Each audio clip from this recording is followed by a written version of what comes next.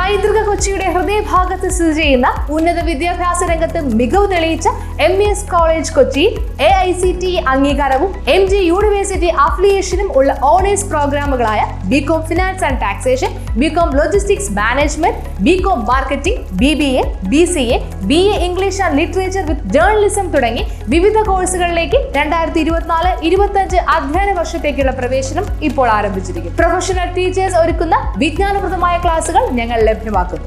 യാതൊരുവിധ ഡൊണേഷനും സ്വീകരിക്കാത്ത ഈ college part 3 വിഷയങ്ങൾക്ക് 80% കൂടുതൽ മാർക്ക് നേടുന്ന വിദ്യാർത്ഥികൾക്ക് MES സ്കോളർഷിപ്പോട് കൂടിയ അഡ്മിഷൻ ഒരുക്കുന്നു. ഹോസ്റ്റൽ വാഹന സൗകര്യങ്ങളും ഞങ്ങൾ ലഭ്യമാക്കുന്നു. MES college Kochi, Mundamveli, near Thoppumpady, Kochi. Contact 0484298067 7902980067. Kothamangalam special ഓഫീസിന്റെ ഭാഗമായുള്ള ഒന്നാം ഘട്ട പട്ടയ വിതരണം ഓണത്തിനു മുമ്പ് സംഘടിപ്പിക്കുമെന്ന് ആന്റണി ജോൺ MLA.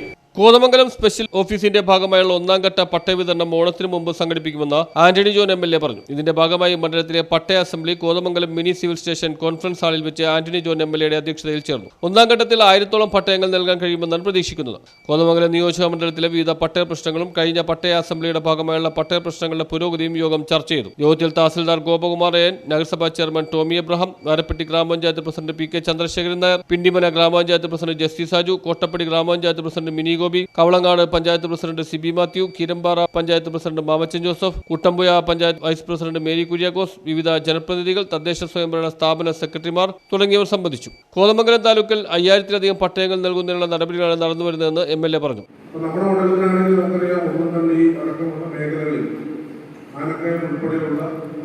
പൊതുമരാമത്ത് റോഡുകൾക്ക് സമീപത്തായി താമസിക്കുന്ന നിരവധി കുടുംബങ്ങൾ, അത് ഒരുപാട് വർഷങ്ങളായി പട്ടയത്തിനായി കാത്തിരിക്കുന്ന ആളുകളായിരുന്നു.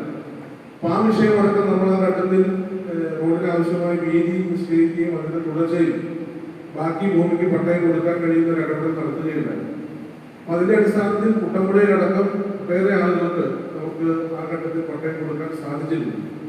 ഇപ്പോ അതിന്റെ തുടർച്ചയാണ് നമ്മൾ കഴിഞ്ഞ ഗവൺമെന്റിന്റെ അവസാനത്തിൽ 2020 ഇവിടെ ജണ്ടയ്ക്ക് വെളിയിലുള്ള ഭൂമിയുമായി ബന്ധപ്പെട്ട് കൈവശ ഭൂമിയുമായി ബന്ധപ്പെട്ടുകൊണ്ട് പട്ടയം കൊടുക്കുന്ന നടപടികൾക്ക് വേണ്ടി ഗവൺമെന്റ് ഉത്തരവിറക്കിയെങ്കിലും കോതമംഗലം താലൂക്കിലെ പ്രധാന പട്ടയ പ്രശ്നങ്ങളായ ജണ്ടയ്ക്ക് വെളിയിലെ കൈവശം, കല്ലേലിമേട്, മണികണ്ഠൻചാൽ പ്രദേശങ്ങളിലെ ഹിൽമെന്റ് സെറ്റിൽമെന്റ് എന്നിവ പരിഹരിക്കുന്നതിന് വേണ്ടിയാണ് പുതിയ ഭൂമി പതിവ് ഓഫീസ് പ്രവർത്തിച്ചു വരുന്നതെന്നും ഓരോ സമയത്തും ഉയർന്നു വരുന്ന പ്രശ്നങ്ങൾ സർക്കാരിന്റെ ശ്രദ്ധയിൽപ്പെടുത്തി പരിഹാരം കണ്ടെത്തുന്നതുമാണെന്നും MLA അറിയിച്ചു. സ്പെഷ്യൽ തഹസിൽദാർ പട്ടയ നടപടികളുടെ പുരോഗതി വിശദീകരിച്ചു. വടാട്ടുപാറ, വാമലക്കണ്ടം പ്രദേശങ്ങളിൽ സർവേ നടപടികൾ ആരംഭിച്ചിട്ടുള്ളതായും നേര്യമംഗലത്ത് തൊട്ടടുത്ത ദിവസം സർവേ നടപടികൾ ആരംഭിക്കുന്നതാണെന്നും സ്പെഷ്യൽ തഹസിൽദാർ സജീവ് R അറിയിച്ചു. News bureau, Kothamangalam.